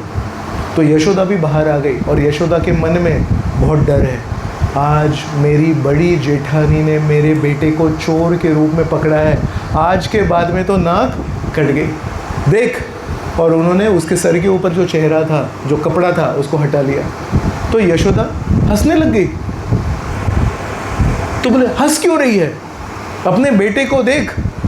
तो फिर से यशोदा हंस रही है। तो देखो क्या, तो देखा तो वहाँ पे कौन था, उनके हाथों में उनका खुद का बेटा था, कृष्ण नहीं था। अरे तू यहाँ कहाँ आ गया। तो यशोदा हंस रही है और अभी क्या, इनकी खुद की नाक कट गई। ये अपने बेटे को लेके आई और बोलिए देखो चोरी की इसने करके। तो वापस गई, बोले अरे तू कैसे आ गया मेरे हाथों में? तो जब ऐसे देखा तो वहाँ पे कृष्ण था। बोले अरे तू वापस कैसे आ गया? बोला देखो मैया, मैंने आपको बोला था ऐसा मत करो, अगर अगली बार तुम मुझे लेके जाओगे तो आपके पति देव होंगे तो अगली बार मुझे मत लेके जाना। तो ऐसे कृष्ण है, ये बहुत नटखट है और उनकी चोरी के किस्से बहुत चारों तरफ फैले हुए हैं। एक दिन ये किस्से बहुत बढ़ के यशोदा को लगा इसके ऊपर कुछ करना चाहिए, तो उन्होंने सोचा दिवाली का दिन आ रहा है और इस दिवाली के दिन मैं खुद अपने हाथों से कृष्ण के लिए माखन बनाऊंगी और देखती हूँ, मैं आज तक तो मिठाइयाँ बनाती थी और ये जाके यहाँ वहाँ माखन चोरी करता था, आज अगर मैं अपने हाथों से माखन बनाऊंगी और उसको खिलाऊंगी तो देखती हूँ ये चोरी करना बंद होगा क्या। तो दिवाली के दिन, सबसे शुभ दिन, यशोदा रानी है, उस गांव की रानी है, लेकिन उन्होंने उस दिन सोचा आज मेरी सहायता के लिए मैं किसी नौकरानी को नहीं रखूँगा, आज मैं खुद अपने हाथों से मैं माखन बनाऊंगी। तो एक कारण है कि उस दिन यशोदा माई को अपने हाथों से माखन बनाना था, लेकिन असली कारण क्या है ये जब कथा समाप्त होगी तो मैं आपको बताऊंगा, उस समय आप मुझे याद दिलाना कि असली कारण क्या है। तो उस दिन यशोदा माई सुबह सुबह जल्दी उठ गई। यशोदा माई के पास कितने गाय थे? 9 लाख गाय। उस 9 लाख गाय में से 108 गाय बहुत विशेष थे। उनका जो दूध था उसमें एक सुगंध आती थी, उसको कहते थे पद्मगंधा। पद्मगंधा मतलब उस दूध में कमल की सुगंध आती थी। उस 108 गाय में से भी 8 गाय सबसे ज़्यादा विशेष थी। उस 108 गाय में जो 8 गाय विशेष है उसमें एक गाय सबसे ज़्यादा विशेष थी। उस दिन यशोदा माई ने उस गाय का दूध निकाला था और उस दूध का उन्होंने दही बनाया था। और सुबह सुबह उठ के यशोदा माई सोच रही है उस पद्मगंधा गाय का दूध का दही जो बना है, उस दही में से आज मैं माखन अपने हाथों से बनाऊंगी और कृष्ण को खिलाऊंगी। तो उन्होंने एक बर्तन लिया, उसमें वो उखल रखा और ऐसे ऐसे उसको हिला रही है। अभी यशोदा के हाथ में कंगन है और जब हम दही को मथते हैं तो कंगन एक दूसरे से टकराते हैं, तो कैसी आवाज़ आती है? जब कंगन एक दूसरे से टकराते हैं तो कैसे आवाज़ आती है? ऐसे आवाज़ आती है। और वो जो इतनी बड़ी भारी लकड़ी थी जिससे वो मंथन कर रहे थे, उससे भी जब मंथन करे तो धुप धुप धुप धुप ऐसे आवाज़ आ रही थी। तो ये कौन सी आवाज़ है? ये मृदंग की आवाज़ है। तो करताल, इसको करताल बोलते हैं, तो करताल की आवाज़ आ रही है, मृदंग की आवाज़ आ रही है। और यशोदा माई जब ये कर रही है तो गीत गा रही है। कौन से गीत गा रही है? कृष्ण ने एक दिन पूर्व जो भी उनके बारे में कंप्लेंट्स आए कि यहाँ पे चोरी हुई, वहाँ पे चोरी हुई, यहाँ पे ये नटखट किया वो, तो सारे वृंदावन वासियों के मुख पे सिर्फ एक ही गीत रहता था हमेशा। एक दिन पूर्व, 2 दिन पूर्व कृष्ण ने जो भी कहानियाँ की हैं वो व्रजवासी लोग उसको गीतों में परिवर्तित कर देते थे और वही गीत गाते थे। तो उनके वृंदावन में कौन से गीत गाएंगे? कृष्ण के आधारित गीत गाएंगे। तो यशोदा भी गीत गा रही है, तो कृष्ण की स्तुति हो रही है, करताल बज रहा है और मृदंग भी बज रहा है, तो इसको कहते हैं संकीर्तन। तो संकीर्तन जब होता है तो क्या होता है? श्री कृष्ण भगवान एक दूसरे पुराण में, बृहन नारदीय पुराण है, उसमें क्या कहते हैं? नाहम तिष्ठामि वैकुंठे योगिनाम हृदयेषु वा यत्र गायन्ति मद्भक्ता तत्र तिष्ठामि नारद। नारद मुनि को बोलते हैं शायद मैं वैकुंठ में नहीं मिलूँगा आपको, योगिनाम हृदयेषु वा, और शायद मैं आपको योगियों के हृदय में भी नहीं मिलूँगा। तो कहाँ मिलेंगे आप? यत्र गायन्ति मद्भक्ता, जब मेरे भक्त एक साथ आते हैं और मेरा गुणगान करते हैं, कीर्तन में भाग लेते हैं, तत्र तिष्ठामि नारद, वहाँ पे मैं मिलूँगा। तो यहाँ पे यशोदा माई भक्त है, गीत गा रही है, करताल भी आवाज़ बज रही है और मृदंग भी बज रहा है, तो फिर क्या होगा? कृष्ण वहाँ पे आएंगे। तो उस दिन जैसे मैंने बताया था, यशोदा माई सुबह सुबह जल्दी उठी थी। उस समय कृष्ण सोए हुए थे, लेकिन जब संकीर्तन होता है तो कृष्ण वहाँ पे खींचे चले आते हैं। तो कृष्ण वहाँ पे सोए थे, उनको ये संकीर्तन की आवाज़ सुनाई दी, तो कृष्ण जग के वहाँ पे आए और यशोदा की साड़ी खींचने लगे और बोले मुझे भूख लगी है, आप मुझे दूध पिलाओ। अभी यशोदा जो माखन बना रही है, किसके लिए बना रही है? कृष्ण के लिए बना रही है। लेकिन उन्होंने सोचा माखन तो मैं बाद में भी बना सकती हूँ, लेकिन अगर कृष्ण को भूख लगी है तो उनको जल्दी दूध पिलाना चाहिए। तो उन्होंने माखन बनाना छोड़ दिया और कृष्ण को उन्होंने अपने पास ले लिया। अभी कृष्ण को जैसे ही पास ले लिया, उतने में उन्होंने देखा, जैसे मैंने आपको बताया था, पद्म गंधा दूध उन्होंने निकाला था। तो कुछ दूध का दही बनाया था और कुछ दूध को उन्होंने एक स्टोव पे रखा था, उससे वो मिठाई बना रही थी। तो दूध उबल रहा था और ये सब गीत गाने के चक्कर में उनका ध्यान वहाँ नहीं रहा, वो दूध उबल के गिरने वाला था। तो अभी कृष्ण को उन्होंने पास में लिया है दूध पिलाने के लिए, लेकिन उनकी नज़र गई उस चूल्हे पे, और चूल्हे पे जो दूध उबल रहा है वो अभी गिरने वाला है। अब क्या करेंगे यशोदा माई? पहले परिस्थिति में जब माखन बना रहे थे और जब कृष्ण आया तो उन्होंने वो सेवा छोड़ दी, वो सेवा भी कृष्ण के लिए थी, और ये सेवा को उन्होंने लिया कि कृष्ण को मैं दूध पिलाऊंगी। क्यों? उनके मन में अपने लिए विचार नहीं है, उनके मन में है कृष्ण के लिए क्या अच्छा रहेगा। तो कृष्ण के लिए क्या अच्छा रहेगा? Direct service. पहले इनडायरेक्ट सर्विस कर रहे थे, तो डायरेक्ट सर्विस लिया। अभी डायरेक्ट सर्विस जब लिया तो देखा कि वो दूध जल जाएगा, तो फिर से उन्होंने क्या सोचा, मैं अपना दूध कृष्ण को 2 मिनट बाद पिला सकती हूँ, लेकिन जो दूध स्टोव पे चूल्हे पे जो जल जाएगा वो तो ख़राब हो जाएगा, तो उसको रखना चाहिए। तो इसलिए she kept Krishna aside, Krishna को उन्होंने बाजू में रख दिया। सोचो अगर कृष्ण आपके बेटे हैं और कृष्ण बोल रहे हैं कि मुझे आप स्वयं दूध पिलाइए, और कृष्ण को आप दूध पिलाने वाले हैं, उतने में अगर कृष्ण के लिए आपने चूल्हे के ऊपर दूध देखा, क्या आप कृष्ण को बाजू में रख पाएंगे क्या? सिर्फ यशोदा के मन में इतना सेवा भाव है। सेवा मतलब क्या? सेवा मतलब सेवक के आनंद के लिए नहीं, सेवक जिसकी सेवा कर रहा है उसको बोलते हैं सेव्य। सेवा मतलब सेव्य के आनंद के लिए। कभी कभी हम जब सेवा करते हैं तो उसमें प्राधान्य होता है मेरा आनंद, सेवक का आनंद, लेकिन यशोदा माई हमको आदर्श सेवा का स्तर क्या है ये बता रही है। उन्होंने कृष्ण को बगल में रख दिया और वो दूध बचाने के लिए गई, लेकिन दूध बचाने के लिए तो कृष्ण को बगल में रख दिया। अब कृष्ण को गुस्सा आ गया। एक भगवान के बारे में कहानी है, वो मैं आपको पहले बताता हूँ और फिर गुस्से के बारे में चर्चा करता हूँ। एक बार बहुत सारे ऋषि मुनि एक साथ बैठे और मन ही मन में सोच रहे हैं, ये सारे जो देवता हैं इनमें सबसे सर्वश्रेष्ठ कौन है? तो कोई ऋषि मुनि बोल रहे थे ब्रह्मा जी, ब्रह्मा जी सृष्टि करते हैं, वो सबसे श्रेष्ठ है। कोई दूसरे ऋषि मुनि बैठे थे, वो बोले नहीं नहीं नहीं, शंकर जी, शंकर जी जब नृत्य करते हैं, तांडव करते हैं, उसमें सारे सृष्टि का प्रलय हो जाता है। सोचिए कितनी बड़ी शक्ति है शंकर जी के पास में, शंकर जी सबसे श्रेष्ठ है। कुछ और लोग बोले नहीं, विष्णु सबसे श्रेष्ठ है। क्यों? विष्णु देखो योग निद्रा में होते हैं, लेकिन उनके शरीर में से ब्रह्मांड आते हैं। योग निद्रा में होते हुए भी अगर कोई ब्रह्मांड को निर्माण कर सकता है तो कितनी शक्ति है।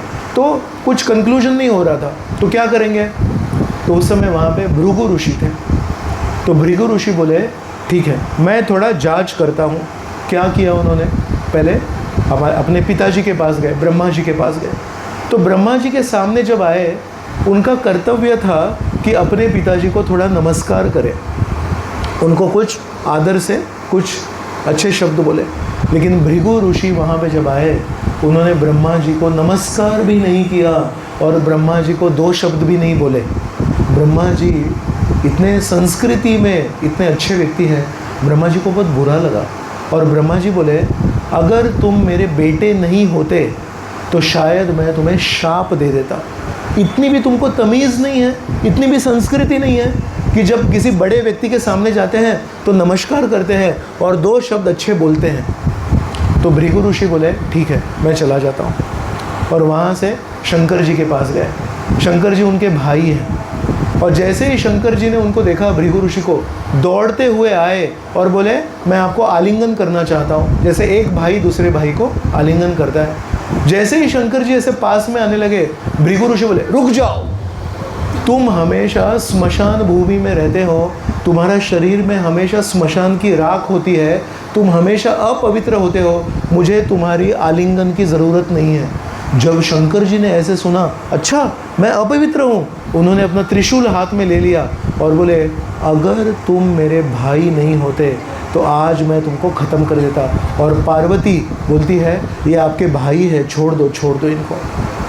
फिर भृगु ऋषि गए विष्णु के पास, और विष्णु क्या कर रहे थे? शेष नाग पे सोते हुए आराम कर रहे थे, और वहाँ पे लक्ष्मी देवी उनके चरणों की सेवा कर रही थी। तो उन्होंने देखा भी नहीं कि भृगु ऋषि आए हैं। भृगु ऋषि उस सर्प के ऊपर चढ़ गए और उन्होंने भगवान की छाती के ऊपर जोर से एक लात मारी, और जैसे ही लात मारी तो विष्णु की आंखें खुल गए और देखा, अरे भृगु ऋषि आप कब आए? मैंने तो देखा ही नहीं। बहुत मैं माफ़ी चाहता हूँ, आप जैसे बड़े ऋषि मेरे घर में आए लेकिन मैंने आपको नमस्कार भी नहीं किया, और मैं आपसे माफ़ी मांगता हूँ कि मेरी जो छाती है ये बहुत सख्त है, और आप जैसे ऋषि मुनि आके मेरी छाती के ऊपर आपने मारा, कहीं आपके पैरों को चोट तो नहीं लगी? मैं आपकी बहुत माफ़ी मांगता हूँ। तो इतनी नम्रता से जब विष्णु ने माफ़ी मांगी, तब भृगु ऋषि ने बताया, मैं उस सभा में बैठा था, ब्रह्मा जी श्रेष्ठ हैं, शंकर जी श्रेष्ठ हैं कि विष्णु श्रेष्ठ हैं, और मैंने तीनों की परीक्षा ली। और मैंने कैसे परीक्षा ली? Increasing intensity. मैंने ब्रह्मा जी की क्या परीक्षा ली? मैंने ब्रह्मा जी को कुछ बुरा नहीं बोला, मैंने ब्रह्मा जी को कुछ मारा नहीं। मैंने क्या किया? ब्रह्मा जी को केवल मैंने नमस्कार नहीं किया। I did not do anything negative, but I did not do anything positive also.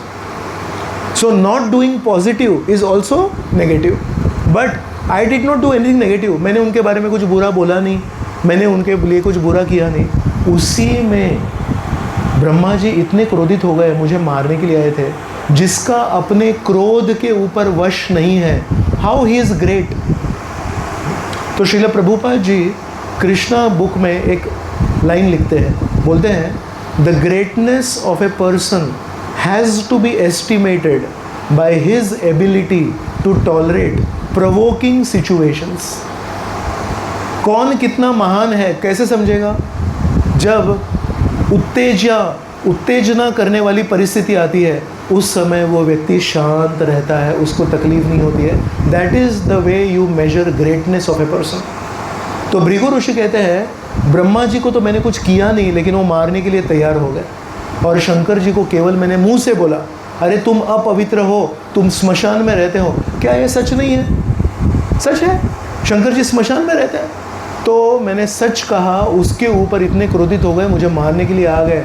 तो शंकर जी भी महान नहीं है, लेकिन विष्णु को मैंने अपने पैरों से लात मारी और उनके छाती के ऊपर एक निशान आ गया। तो कोई भी भगवान की जब मूर्ति बनती है, तो आप देखना नारायण की जब मूर्ति बनती है तो यहाँ पे उनके छाती के ऊपर एक पैर का निशान होता है, उसको बोलते हैं भृगु चरण बोलते हैं। हर मूर्ति पे भृगु ऋषि के वो इतने जोर से उन्होंने लात मारी विष्णु के छाती के ऊपर हमेशा।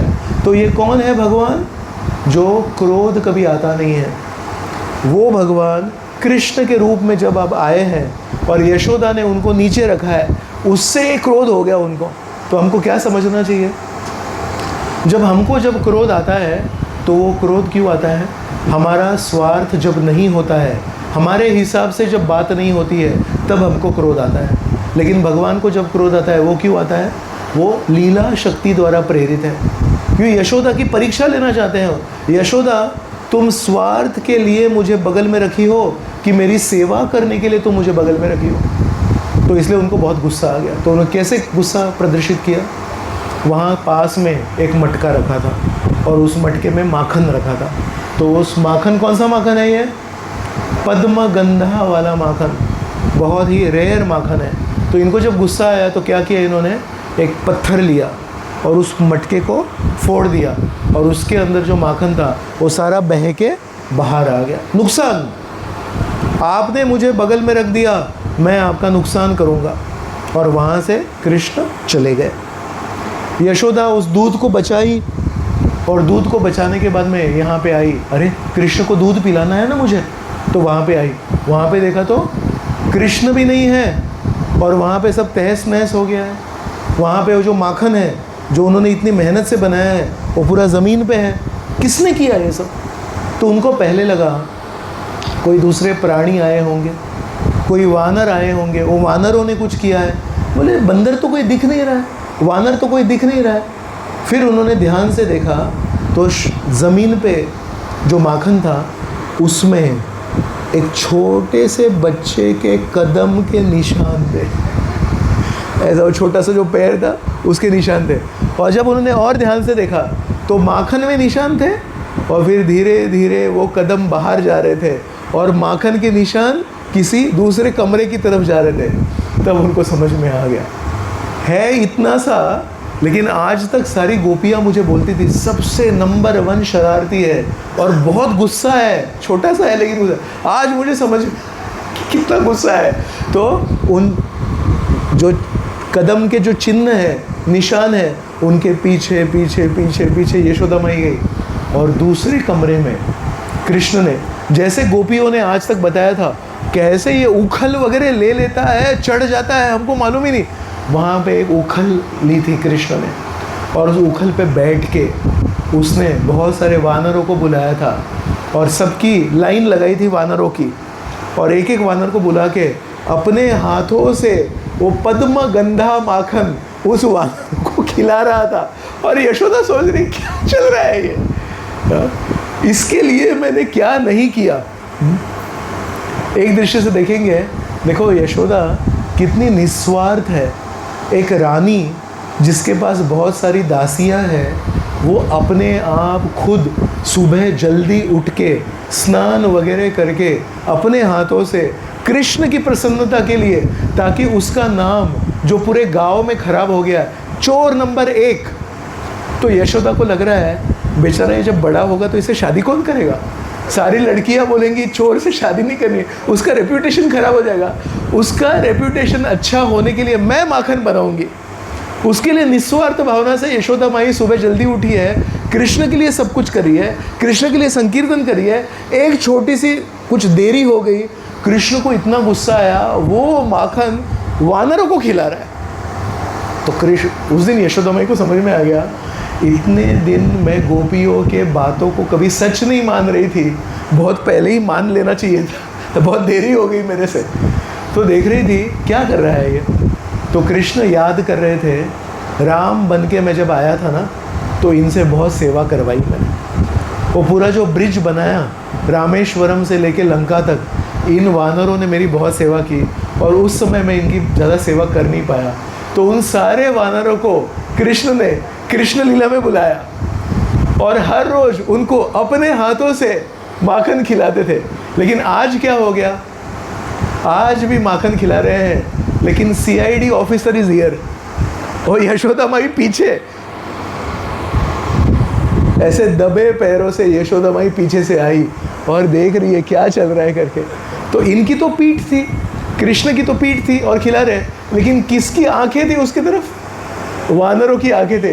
वानरों ने देखा आज तो अपने बॉस को भी पिटाई होने वाली है, भागो यहाँ से करके ऐसे आवाज़ करके सारे वानर भाग गए। और कृष्ण सोच रहे हैं मैं अपने हाथों से माखन खिला रहा हूँ, क्यों जा रहे हैं आप लोग? यशोदा माई भागो, ऐसे उधर से छलांग लगाए और पूरे भागने लगे।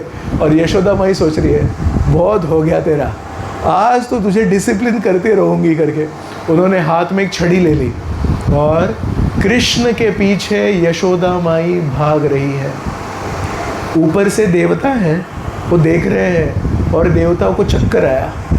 बोलते रहे हैं बहुत सारे ऋषि मुनि हैं, वो हिमालय में जाके केवल व्रत लेते हैं, आज से मैं गंगा का ठंडा पानी पीऊँगा, आज से मैं सेवर कंद मूल खाऊंगा। क्यों?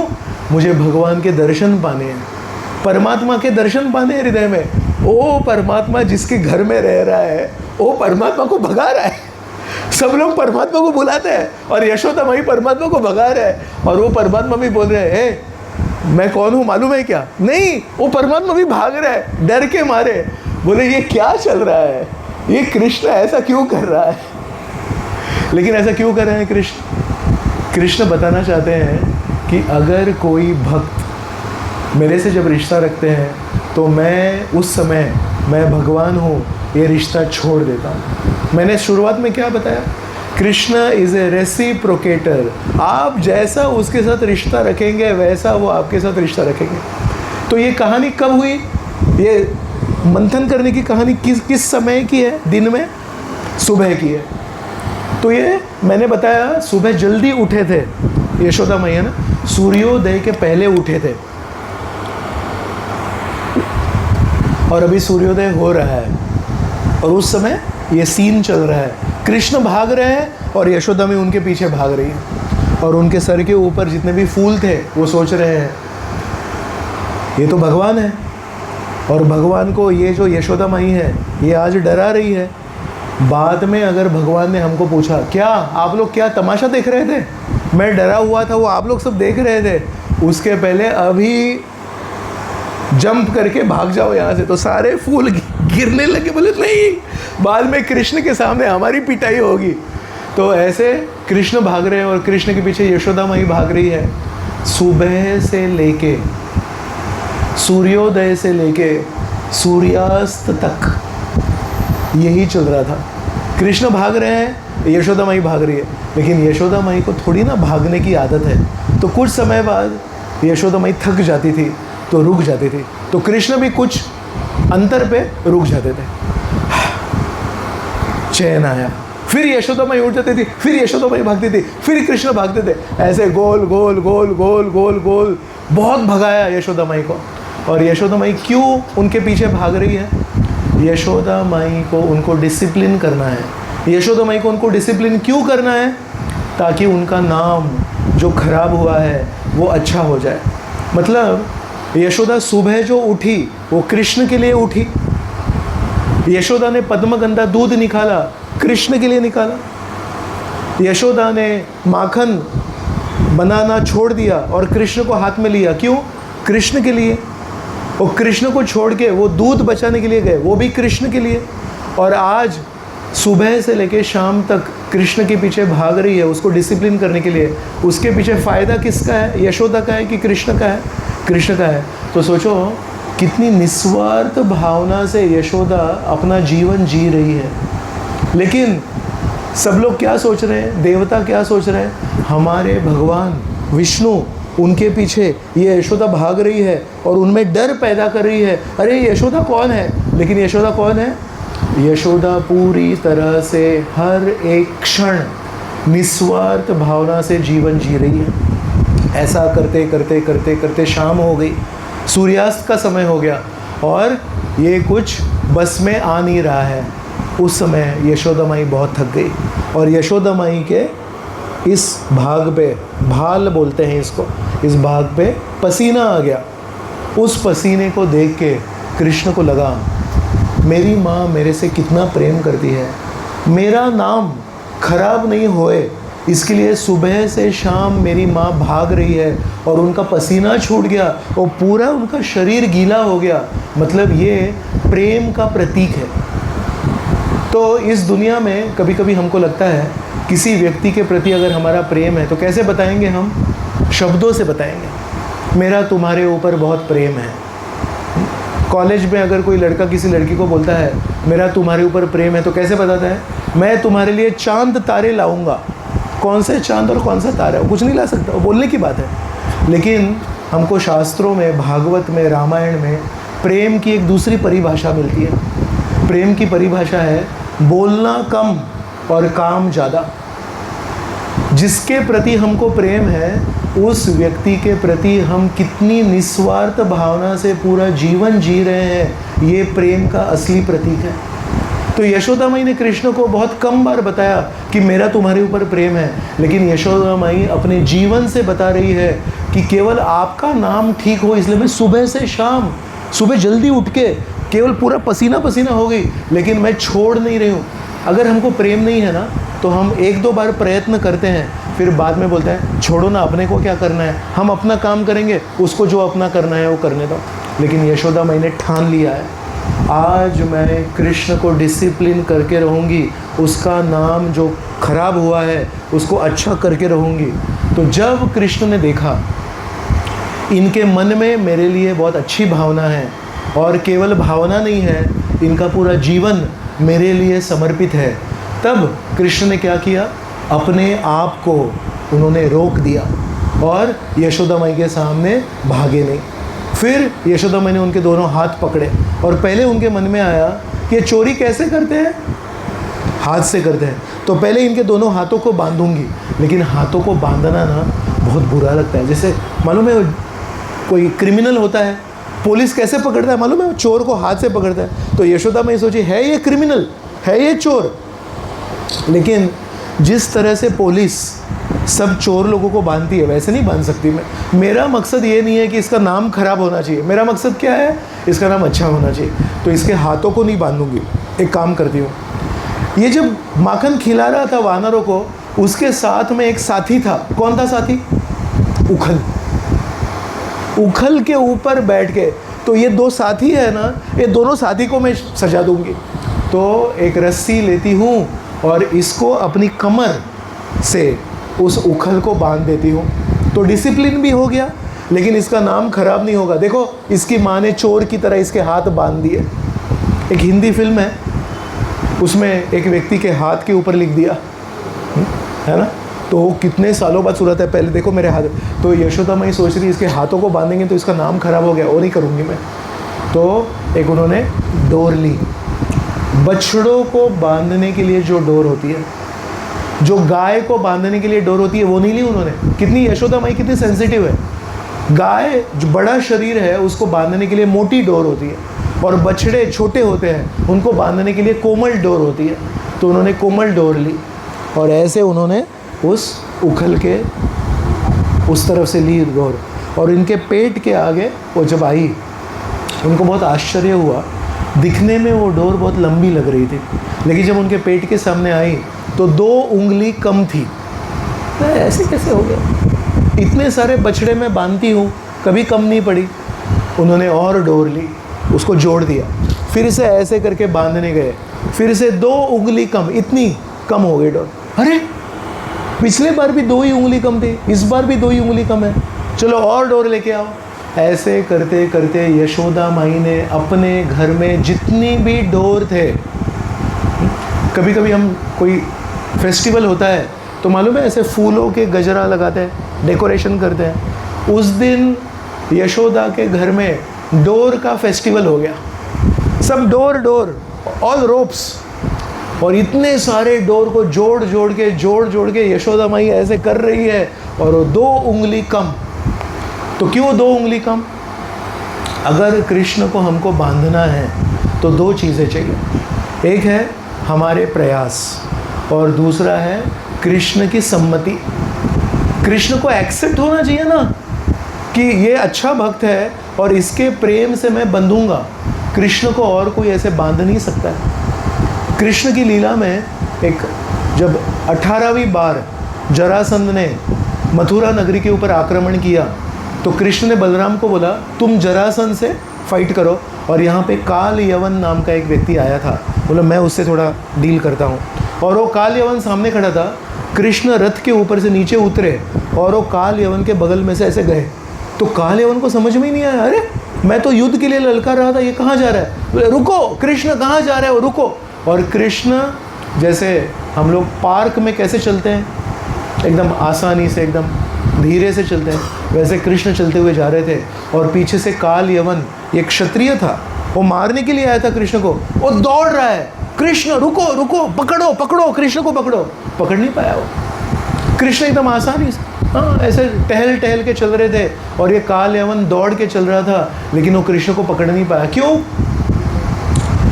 यशोदा का शरीर थोड़ा भारी है, लेकिन उसका मन बहुत हल्का है। उसके मन में किसी व्यक्ति के प्रति बुरी भावना नहीं है। और मैं बार बार जो कह रहा हूँ, उसके मन में क्या भावना है? कृष्ण का भला होना चाहिए। कृष्ण का नाम अच्छा होना चाहिए। और काल यवन का जो शरीर था वो बहुत स्ट्रांग था, दौड़ने में बहुत एक्सपर्ट था, लेकिन उसका मन कैसा था? द्वेष था, कृष्ण के प्रति शत्रुता की भावना थी। अगर हमारे मन में कृष्ण के प्रति थोड़ी सी भी नेगेटिव फीलिंग है, हम कृष्ण को कभी पकड़ नहीं पाएंगे। तो आपकी बॉडी कितनी भी अच्छी हो, तो एक तरफ है काल यवन जिसका शरीर बहुत स्ट्रांग है, लेकिन वो कृष्ण को पकड़ नहीं पाया, और दूसरी तरफ है यशोदा जो एक घर की गृहिणी है, वो कभी दौड़ती नहीं थी, इसलिए हर 5 मिनट में उसको तकलीफ हो रही थी, लेकिन क्योंकि वो कृष्ण के प्रति अच्छी भावना रखती थी, इसलिए कृष्ण को पकड़ पाई। और एक कहानी है कृष्ण के जीवन में, जब किसने कृष्ण को पकड़ने की कोशिश की। जब युद्ध ऐलान हो गया तो दुर्योधन के सभा में कृष्ण गए थे शांति दूत बन के, और जब शांति दूत बन के सामने आए और शांति का प्रस्ताव रखे, उस समय शकुनी मामा थे वहाँ पे। तो शकुनी मामा दुर्योधन को बोलते हैं, अरे तुम इसकी बातों को मत देखो, सबसे पहली बात है ये कृष्ण को पकड़ो। आज तक हमने जब भी पांडवों के ऊपर आक्रमण किया है, पांडव बच गए। क्यों बचे? कृष्ण की वजह से। आज वो कृष्ण हमारी सभा में आए हैं, पकड़ो इसको। तो उस समय भी दुर्योधन ने एक दृष्टि से कृष्ण को पकड़ने की कोशिश की थी। तो उस समय कृष्ण ने क्या बोला था? आप मुझे कैसे पकड़ोगे? मैं अंदर भी हूँ, बाहर भी हूँ, जो हर जगह पे है उसको आप कैसे पकड़ोगे? अगर तुमने मुझे पकड़ने की कोशिश की तो कैसा है मालूम है? अगर हमने हमारे हाथ में कपास मतलब कॉटन को रखा और उस कॉटन को किसी ने जलाया और मैंने उसको पकड़ लिया, तो मेरा हाथ को क्या होगा? मेरा हाथ जल जाएगा। तो कृष्ण ने दुर्योधन को बोला, मैं अंदर भी हूँ, बाहर भी हूँ, अगर तुमने मुझे पकड़ने की कोशिश की, मैं जल जाऊँगा तुम्हारे हाथ में और तुम जल जाओगे। लेकिन दुर्योधन को ये समझ में नहीं आया, बोले पकड़ो इसको। उस समय कृष्ण ने विराट रूप दिखाया और सब लोग वहाँ से डर के मारे भाग गए। तो कृष्ण को पकड़ने के लिए बहुत लोगों ने कोशिश की है, लेकिन कोई भी व्यक्ति सफल नहीं हुआ। लेकिन आज तक के पूरे इतिहास में केवल एक व्यक्ति सफल हुआ है कृष्ण को बांधने में, वो है यशोदा। तो ये जब घटना सुखदेव गोस्वामी बताते हैं तो बोलते हैं, ये एवं संदर्शिता ही अंग हरिणा भृत्यवश्यता। हरि जो है इनका एक गुण है, भगवान विष्णु का एक गुण है, अपने दासों के दास हैं ये। भृत्यवश्यता, वो किसी व्यक्ति के वश में नहीं आते हैं, लेकिन क्योंकि एक भक्त उनका शुद्ध भावना से चिंतन करता है, मनन करता है, सेवा करता है, केवल उन्हीं के बारे में सोचता है, इसलिए कृष्ण अपने भक्त के वश में आ जाते हैं। ये सबसे बड़ा सबक कृष्ण को हम सबको देना था, इसलिए उन्होंने ये पूरी कहानी रची। मैं आपको शुरुआत में बताया मैंने, एक कारण है यशोदा माई सुबह जल्दी उठ के खुद क्यों बना रही थी, क्योंकि वो सोच रही थी मुझे अपने हाथों से माखन बना के कृष्ण को देना है। लेकिन आंतरिक कारण क्या है? आंतरिक कारण है कृष्ण ने सोच लिया था मुझे सारे संसार को बताना है। दुर्योधन की भावना रखोगे तो मुझे कभी पकड़ नहीं पाओगे, काल यवन की भावना रखोगे मुझे कभी पकड़ नहीं पाओगे, लेकिन यशोदा की तरह हमेशा सोचोगे कृष्ण को प्रसन्न करना है, कृष्ण की भलाई करनी है, उस भावना से मुझे पकड़ पाओगे। तो इसलिए यशोदा सोच रही है प्रयास तो मैंने बहुत किया और कृष्ण ने भी मान लिया। तो उस समय जब कृष्ण ने स्वीकार कर लिया तो उन्होंने आखिरी डोर ली, और जब उन्होंने किया तो वो बंद गई। उन्होंने तुरंत गांठ मार दी और बोले अभी तुम कहीं नहीं जाओगे, इधर ही रहोगे। और उस समय हरि श्री कृष्ण भगवान यशोदा के उस बछड़े के डोर से नहीं बंधे, ये तो कहने की बात है, लेकिन उस समय यशोदा के प्रेम के बंधन में बंध गए।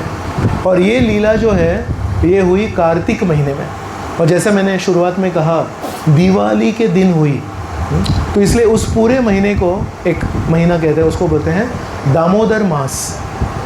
अगर आप कैलेंडर देखेंगे तो उस मास को बोलते हैं दामोदर मास। तो दामोदर मास क्यों कहते हैं? दाम मतलब रस्सी और उदर मतलब पेट, जैसे गणेश जी है, उनका पेट बहुत लंबा है तो उनको बोलते हैं लंबोदर। तो जिस व्यक्ति के पेट को एक रस्सी से बांध दिया उसको कहते हैं दामोदर। तो उस दिन कृष्ण भगवान को एक बहुत अच्छा नाम मिल गया, दामोदर। जो व्यक्ति मुकुंद कहलाते हैं, भगवान का एक नाम है मुकुंद। मुकुंद मतलब मुक्ति ददाती इति मुकुंद। जो सब लोगों को बुरी आदतों से, बुरे विचारों से, जन्म मृत्यु जरा व्याधि से, बीमारियों से, सब चीज़ों से मुक्त कर देते हैं, उसका नाम है मुकुंद। लेकिन इस मुकुंद को उस दिन एक नया नाम मिल गया, दामोदर। तो ये दोनों कॉन्ट्रास्ट है। लेकिन कृष्ण लीला में आपको बहुत सारे कॉन्ट्रास्ट मिलेंगे। जो त्रिगुणातीत है, जो कभी गुस्सा नहीं करते, वो यशोदा के ऊपर गुस्सा हो गया। जो लक्ष्मीपति है, मैंने आपको भृगु ऋषि की कहानी में बताया, लक्ष्मी देवी वहाँ पे उनकी सेवा कर रही थी, लेकिन वो लक्ष्मीपति कृष्ण लीला में माखन चोर बन जाते हैं। तो ऐसा कैसे हो सकता है? एक तो लक्ष्मीपति है या चोर है? लेकिन नहीं, कृष्ण बताते हैं अगर आप मेरे साथ लक्ष्मीपति जैसा रिश्ता रखोगे तो मैं लक्ष्मीपति हूँ। लेकिन अगर आप ऐसा सोचोगे, मैं मेरे हृदय को बहुत सॉफ्ट बनाऊँगा, मैं सबसे अच्छा व्यवहार करूँगा, मैं हमेशा सोचूंगा इनका भला कैसे करूँ, इनका भला कैसे करूँ, इनका भला कैसे करूँ, कृष्ण का भला कैसे करूँ। ऐसा कर कर के मेरे हार्ट, मेरे हृदय को मैं एकदम सॉफ्ट करूँगा।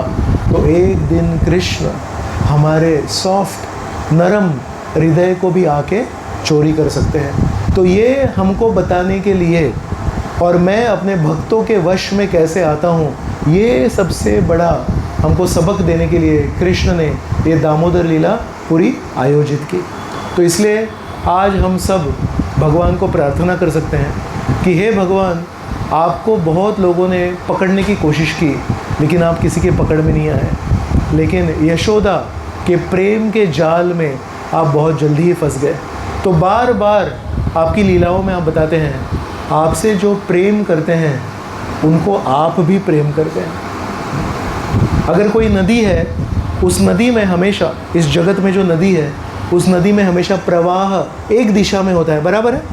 कोई नदी है जिसमें दो तरफ से प्रवाह होता है, एक नदी है जिसमें दो तरफ से प्रवाह होता है। कृष्ण का भक्तों के लिए जो प्रेम है वो कभी कोई रुकावट नहीं है उसमें।